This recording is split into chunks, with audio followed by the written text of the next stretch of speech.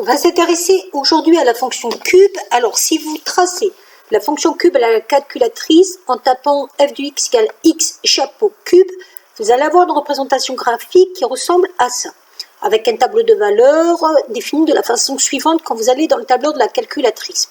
Donc, on voit que cette fonction cube a quelques particularités. Donc, elle est d'abord définie sur toutes les valeurs réelles. Donc, son ensemble de définition va partir de moins l'infini à plus l'infini. Elle est strictement croissante puisque les images augmentent en même temps que les antécédents augmentent. Et elle a même une petite particularité, ce qu'on a vu aussi avec la fonction inverse, c'est que c'est une fonction qui est impaire. Alors, ça veut dire quoi concrètement? Ça veut dire que si on prend une valeur pour x ici, qu'on calcule son image, qu'on prend l'opposé ici, moins x, et qu'on calcule son image, on va avoir des images qui seront opposées. Graphiquement, on va avoir un centre de symétrie qui est donc l'origine du repère. C'est comme ça qu'on voit qu'une fonction est impaire. Donc, on va avoir quelques petites applications par rapport à cette fonction cube qui met donc un nombre au cube. C'est d'abord de calculer le cube de nombres particuliers. Donc, on va s'intéresser au cube du nombre moins 1. Moins 1 au cube, ça veut dire moins 1 fois moins 1 fois moins 1. Donc, la règle des signes dit que moins par moins plus par moins moins. Donc, ça fait moins 1. En gros, le cube d'un nombre sera toujours du même signe que le nombre. 2 au cube, 2 fois 2 fois 2, 8. 1 demi au cube, 1 demi fois 1 demi fois 1 demi, 1 huitième. Donc là, on a les propriétés des fonctions puissance. Moins 1 demi au cube, moins 1 demi fois moins 1 demi fois moins 1 demi. Règle des signes, il va rester moins. 1 fois 1 fois 1, 1. 2 fois 2 fois 2, 8. Donc ça, c'est exercice de base pour calculer le cube d'un nombre. Ensuite, on va devoir comparer des nombres à partir de l'ordre des antécédents quand on les met au cube. Donc, on va utiliser juste le fait que notre fonction cube, elle est croissante sur moins l'infini plus l'infini. Donc, elle garde l'ordre des antécédents x. Concrètement, si 1,2 est inférieur à 2,1, quand on va mettre au cube, ça ne changera pas l'ordre. On a une fonction croissante sur R. Moins 1,2 plus petit que 0,8, quand on va mettre au cube, ça ne change pas l'ordre. Donc là, c'est assez facile. Ensuite, vous allez devoir résoudre des équations et des inéquations. Alors, je vous ai mis là la représentation graphique de la fonction cube parce qu'elle va nous aider. Quand on demande de résoudre x cube égale 1, en gros, on cherche le x et on connaît l'image. Donc, vous vous mettez à 1 ici au niveau de l'image. Vous voyez que cette droite d'équation y égale 1 coupe la courbe représentative de la fonction cube en un point. Et ce point, ce n'est rien d'autre que x égale 1. 1 au cube fait bien 1. Donc la solution va être 1. Pour x cube inférieur ou égal à 1, je suis toujours par rapport à cette droite d'équation y1 et je veux avoir la partie de la courbe qui est en dessous de 1. Je vois que j'ai cette partie-là et si je prends les x, ça va de moins l'infini à 1. Donc la solution, ça va être moins l'infini 1. Si je fais la partie de la courbe qui est supérieure à 1, je vais être au-dessus ici. Et comme je cherche les x, je vais donc être dans cette partie-là. Ça va donc partir de 1 à plus l'infini. On va s'intéresser aujourd'hui à la fonction cube. Alors, si vous tracez la fonction cube à la calculatrice en tapant f de x égale x chapeau cube, vous allez avoir une représentation graphique qui ressemble à ça, avec un tableau de valeurs défini de la façon suivante quand vous allez dans le tableur de la calculatrice. Donc, on voit que cette fonction cube a quelques particularités. Donc, elle est d'abord définie sur toutes les valeurs réelles. Donc, son ensemble de définition va partir de moins l'infini à plus l'infini. Elle est strictement croissante puisque les images augmentent en même temps que les antécédents augmentent. Et elle a même une petite particularité, ce qu'on a vu aussi avec la fonction inverse, c'est que c'est une fonction qui est impaire. Alors, ça veut dire quoi concrètement? Ça veut dire que si on prend une valeur pour x ici, qu'on calcule son image, qu'on prend l'opposé ici, moins x, et qu'on calcule son image, on va avoir des images qui seront opposées. Graphiquement, on va avoir un centre de symétrie qui est donc l'origine du repère. C'est comme ça qu'on voit qu'une fonction est impaire. Donc, on va avoir quelques petites applications par rapport à cette fonction cube qui met donc un nombre au cube.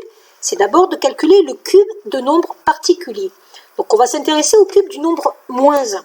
Moins 1 au cube, ça veut dire moins 1 fois moins 1 fois moins 1. Donc, la règle des signes dit que moins par moins plus par moins moins. Donc, ça fait moins 1. En gros, le cube d'un nombre sera toujours du même signe que le nombre. 2 au cube, 2 fois 2 fois 2, 8. 1 demi au cube, 1 demi fois 1 demi fois 1 demi, 1 huitième. Donc là, on a les propriétés des fonctions puissance. Moins 1 demi au cube, moins 1 demi fois moins 1 demi fois moins 1 demi, règle des signes, il va rester moins. 1 fois 1 fois 1, 2 fois 2 fois 2, 8. Donc ça, c'est exercice de base pour calculer le cube d'un nombre. Ensuite, on va devoir comparer des nombres à partir de l'ordre des antécédents quand on les met au cube. Donc on va utiliser juste le fait que notre fonction cube, elle est croissante sur moins l'infini plus l'infini. Donc, elle garde l'ordre des antécédents x. Concrètement, si 1,2 est inférieur à 2,1, quand on va mettre au cube, ça ne changera pas l'ordre. On a une fonction croissante sur R. Moins 1,2 plus petit que 0,8, quand on va mettre au cube, ça ne change pas l'ordre. Donc là, c'est assez facile. Ensuite, vous allez devoir résoudre des équations et des inéquations. Alors, je vous ai mis là la représentation graphique de la fonction cube parce qu'elle va nous aider. Quand on demande de résoudre x cube égale 1, en gros, on cherche le x et on connaît l'image. Donc, vous vous mettez à 1 ici au niveau de l'image. Vous voyez que cette droite d'équation y égale 1 coupe la courbe représentative de la fonction cube en un point. Et ce point, ce n'est rien d'autre que x égale 1. 1 au cube fait bien 1. Donc la solution va être 1. Pour x cube inférieur ou égal à 1, je suis toujours par rapport à cette droite d'équation y égale 1 et je veux avoir la partie de la courbe qui est en dessous de 1. Je vois que j'ai cette partie-là et si je prends les x, ça va de moins l'infini à 1. Donc la solution, ça va être moins l'infini 1. Si je fais la partie de la courbe qui est supérieure à 1, je vais être au-dessus ici et comme je cherche les x, je vais donc être dans cette partie-là. Ça va donc partir de 1 à plus l'infini. Donc la fonction cube est représentée par cette courbe représentative. Et donc je m'intéresse à avoir la recherche des antécédents x pour avoir une image qui est égale à 8. Je vais donc placer la droite d'équation y égale 8. Elle coupe en un point la courbe et l'antécédent de ce nombre c'est 2. Pourquoi? Parce que 2 fois 2 fois 2, ça fait 8.